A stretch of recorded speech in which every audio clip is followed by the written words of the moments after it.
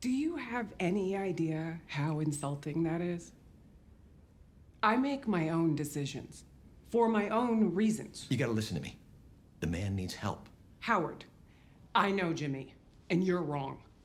Hey guys, Pete here. Can you believe it's been 2 years since the Better Call Saul Season 5 finale? No one can blame you for being a little fuzzy on the details at this point, and I'm making this video after rewatching the entire series, just in case you didn't have time to do the same.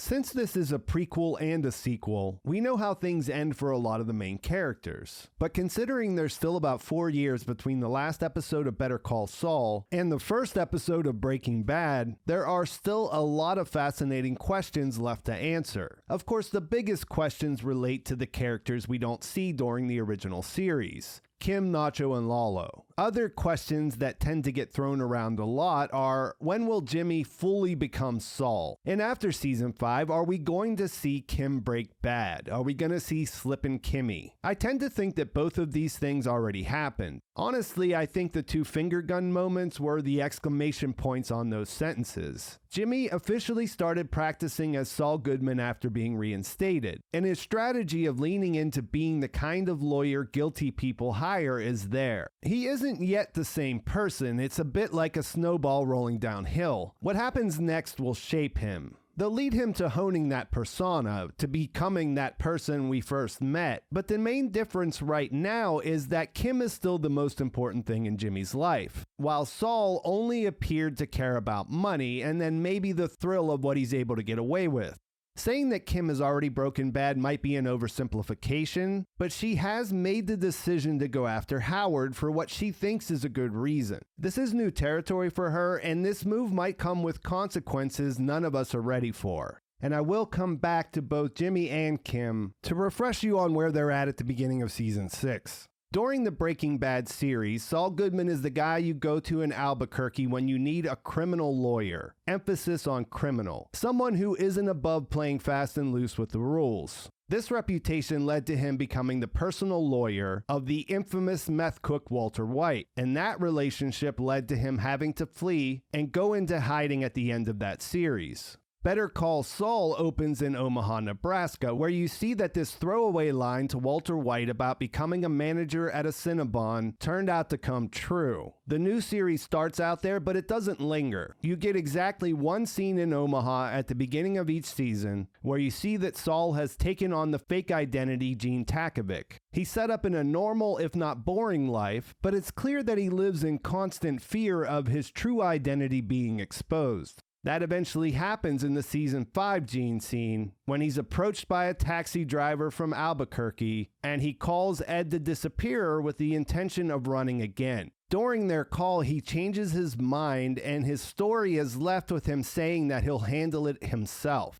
What happens to Gene, aka Saul, aka Jimmy, is arguably the biggest question there is. His ending is the end of the story, probably the very last thing that we'll see in this universe. People used to question about what kind of charges he might be facing, what was he really on the run from, or even if the authorities would still be looking for him. After 5 tense seasons, I don't think there's any question that his paranoia is well warranted. He's not in a bubble, he knows what's going on in the outside world, and his identity being exposed is a huge deal. You see that he had the ability to run. It felt like that was probably the safest option, but he chose to go this different route, to take action. Maybe go into Saul mode one last time. The series opened with Gene, and it will likely end there, and I'm hoping we'll get to spend a fair amount of time seeing how that plays out.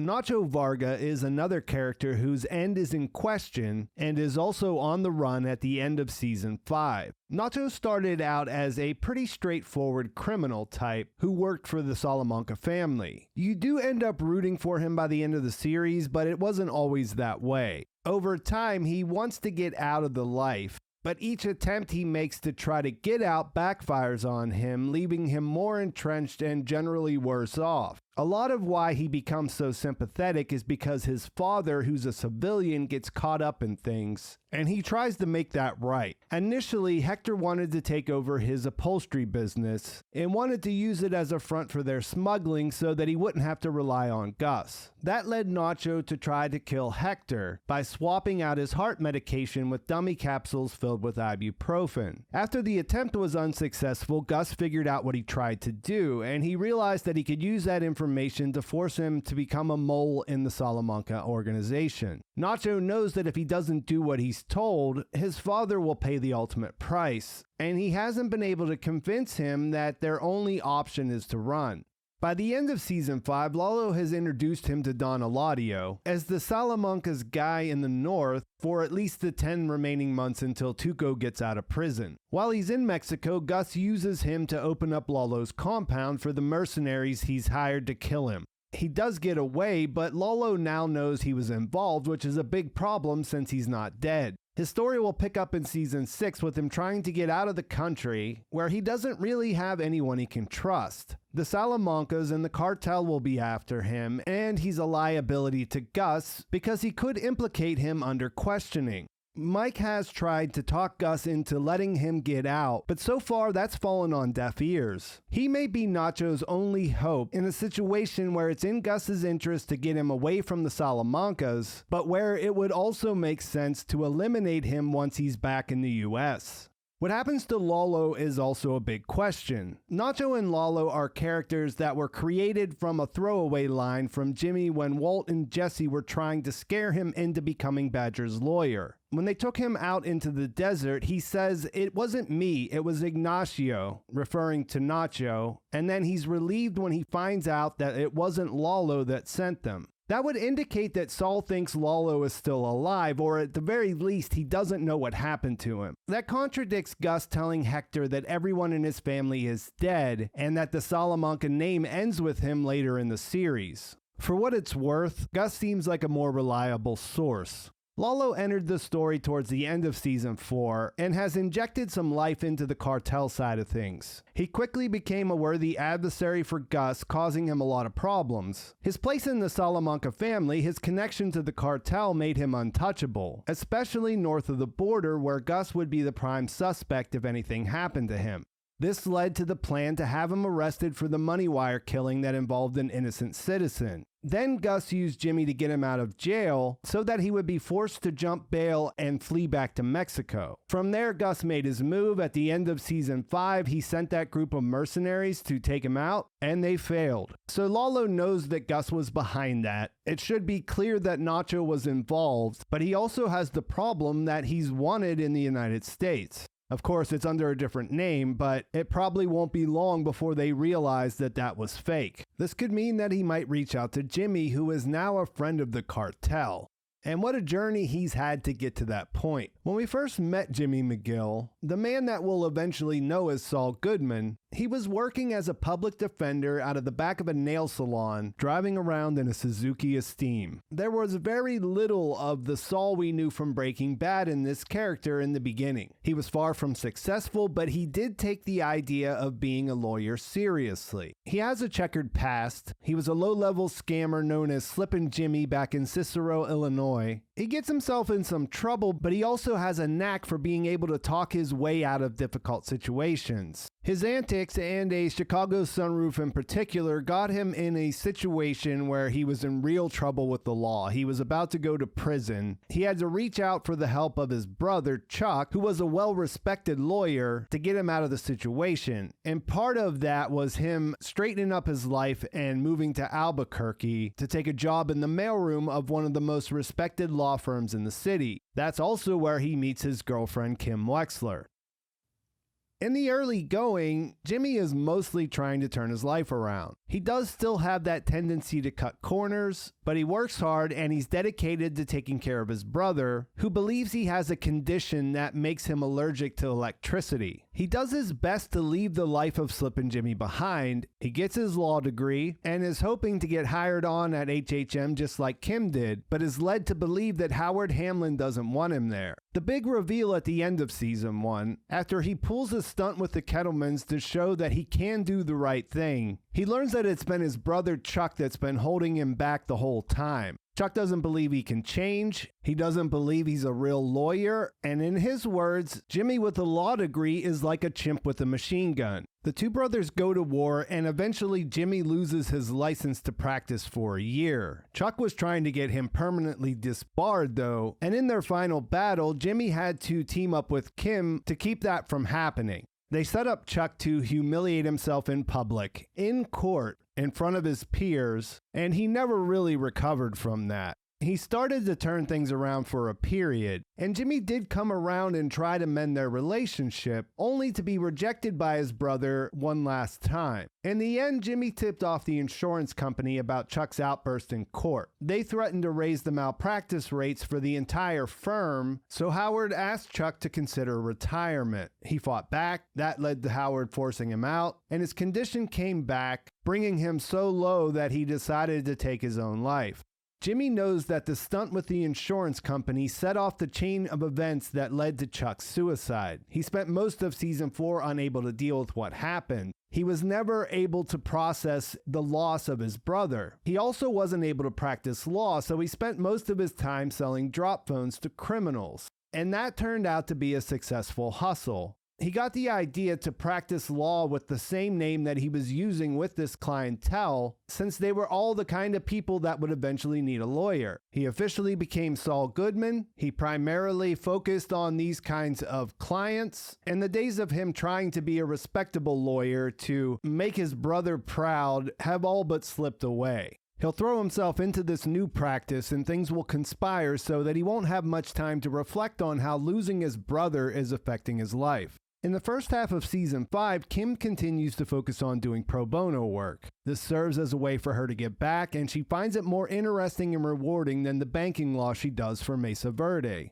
She's called in to deal with a property owner who refuses to leave his home, even though Mesa Verde is legally entitled to it. Mr. Acker has a way of getting under her skin. He lumps her in with the rich people she works for. He hits a nerve and makes her question her motives, and that leads to her enlisting Jimmy to represent him to go against her own firm. She works hard to give Mesa Verde an out, one that would see Mr. Acker stay in his house, but her client Kevin Wachtel won't back down. Jimmy eventually encourages her to let it go, but she decides that she wants to take things to the next level. They plan to go after Kevin personally and force him to back down. She eventually changes her mind though when she realizes that it's causing problems at her firm, and she tells Jimmy to call off the plan. He sees an opportunity to pull it off without her and at the same time make it look like he was doing this all on his own from the beginning. Because they are a couple, there was suspicion that they were working together. In his mind, this would actually be good for Kim. And we see that she is visibly enraged by his actions in the meeting. So it is successful in that sense, but this also crosses a line for her. He made her the sucker, and she doesn't see any way forward for them other than to break up, or maybe they should just get married. And that's what they decide to do. Now, this does establish spousal privilege, but they also have genuine feelings for each other, which come up when they exchange their vows and throughout the rest of the season. Part of this new arrangement is that Jimmy has to tell her things that he might not want to. She wants to know what he's up to, what's going on with him, and we had seen that they drifted apart, that they were sort of living separate lives towards the end of the 3rd season and into the 4th. As I've already touched on, Jimmy does get involved with Lalo and becomes a friend of the cartel. This will bring up the first test of him being honest with her. He tells her the truth about going to pick up Lalo's bail from the cousins near the border. She thinks it's way too dangerous, she's not okay with it, and more, she doesn't understand why this is so important to him. He tells her she's worried about nothing, he goes through with it anyways, and of course things go wrong. He does pick up the money, but he's ambushed by a gang of armed criminals who are there to take it away from him, and he would have died right there if it weren't for Mike intervening and saving the day. This leads to a brutal trek through the desert after the esteem finally craps out. Jimmy has to carry the bags filled with Lalo's $7 million in cash and almost doesn't make it. Kim is completely cut off from Jimmy and terrified. She even goes to visit Lalo in jail to see if she can learn anything, and then she just sort of has to sit and wait nervously in their apartment until Jimmy finally gets a cell signal. He goes to pay the bail and Lalo is released, and then he does come home. In the aftermath, this bad decision only seems to pull them closer together. Jimmy is wrecked physically and he's suffering from PTSD, and Kim just takes care of him, overlooking the fact that she knows he hasn't told her the whole story. Things get intense when Lalo decides to go investigate things on his way back to Mexico. He finds Jimmy's car. It has bullet holes in it, so he comes back to their apartment for answers. Jimmy sticks to his story because Mike told him that he had to, and Lalo continues to press him until Kim steps up to take control of the conversation. She defends Jimmy and turns things back on Lalo until he eventually leaves the apartment to head back to Mexico with Nacho. Jimmy does come clean about what really happened in the desert, and they decide to go and stay in a hotel because they think that might be safer than staying in their apartment. Kim has already quit her job at Schweikert & Coakley, so she heads to the courthouse and picks up 20 new pro bono cases. Jimmy is a basket case. He's worried about Lalo, and so he goes to talk to Mike to find out why he couldn't tell him the truth about what happened. Mike lets him know that there's a plan in motion where Lalo will be killed once he gets back to Mexico, and that's all he can tell him. So way back in the beginning, when Jimmy was doing elder law, he discovered that Sandpiper Crossing was overcharging its residents and defrauding them out of their money. This led to a massive class action suit by HHM and Davis and Maine, which will eventually provide Jimmy with a 7-figure payday. This is something that takes a long time though, and at the end of season 5, Kim comes up with this plan to try to force the settlement early so that she can open up an office and have a completely pro bono practice. This will require doing something terrible to Howard, something that would generate enough negative attention that it would make more sense for the firms to take Sandpiper's offer and settle just to make the story go away. Jimmy thinks this is going too far and initially tries to talk her out of it. They have a history with Howard, and he's certainly not Jimmy's favorite person, but he doesn't think he deserves something like this. After Chuck's death, Howard blamed himself, and it almost broke him. During season 5, we saw that he turned things around. He bounced back. He even tried to reach out and hire Jimmy at HHM. This didn't have the desired effect. It actually set Jimmy off to where he was throwing bowling balls at his car and paying hookers to show up at Fork to embarrass him. He overlooked this at first, thinking that Jimmy was just going through something, until it all came to a head when he blew up on him at the courthouse. And then a little bit later, he thought he needed to warn Kim about it when she told him she quit her job. He was coming from a place of saying that Jimmy needed help, which to his credit is true, but he came at Kim in the worst way and totally turned her against him in the process. He told her what was going on in a way that assumed that she couldn't see that Jimmy was having problems. And since in his mind no one would make the decision to leave her job, he insisted that Jimmy must have influenced her decision in some way. She ended up unloading on him, saying, "Do you have any idea how insulting that is? I make my own decisions for my own reasons." He throws more fuel on the fire, saying, "You know who really knew Jimmy? Chuck." And she decides that it wouldn't be a big deal to go after him, picking up where Jimmy had already started. She assures her husband that she's prepared to go through with it. And while he doesn't look nearly as certain, you can imagine that he'll get on board with whatever it is she wants to do. When this series started, it almost functioned as 2 shows in one. You have what was going on with Jimmy, and then you had Mike's story that went off in its own direction. As we near the end, things have been drawn together with the introduction of Lalo. Mike's story is somewhat overshadowed by that and what's happening with Nacho. We know how things end for Mike, and at this point we can see how he got on the slippery slope of being one of Gus's most trusted guys. He took the job helping with the super lab thinking that there was a low chance of any violence being involved, and ended up having to kill someone he had become friends with in Werner. That put him on a self-destructive path in the beginning of season 5 until Gus intervened and sent him off to Mexico. There he explained to him that he needed a soldier, and I'm not sure if he made enough of a case to have Mike set aside his personal code, the thing that had kept him from going all in on working with him in the first place, but it certainly opened up the path. In season 5, it felt like Mike made a decision to play the hand he was dealt. In other words, do what he's good at in service of providing for Kaylee after he's gone. Which is pretty rough when you think about how it all plays out. Now that Gus has failed to take out Lalo, it seems like their showdown will take over most of the action on that side of the story. And I think I should leave things there. I'm super excited to find out what happens with Gene, why Kim doesn't appear to be around anymore during the Breaking Bad timeline, how this whole thing plays out with Howard, whether or not Nacho and his dad make it out, and then what happens to Lalo. So let me know in the comments what you're most interested in, what you're thinking about. Let me know if you have any questions about what happened in the series so far. Tell me how you think it might end and what you most want to see happen in this final season. We're coming to the end of the Breaking Bad universe, and I can't wait to see how it all ends. Please like this video if you enjoyed it. Please subscribe to my channel if you haven't already. I'll be doing episode recaps and weekly bonus videos all throughout this season, so make sure you come back. And thanks for watching. I'll talk to you soon.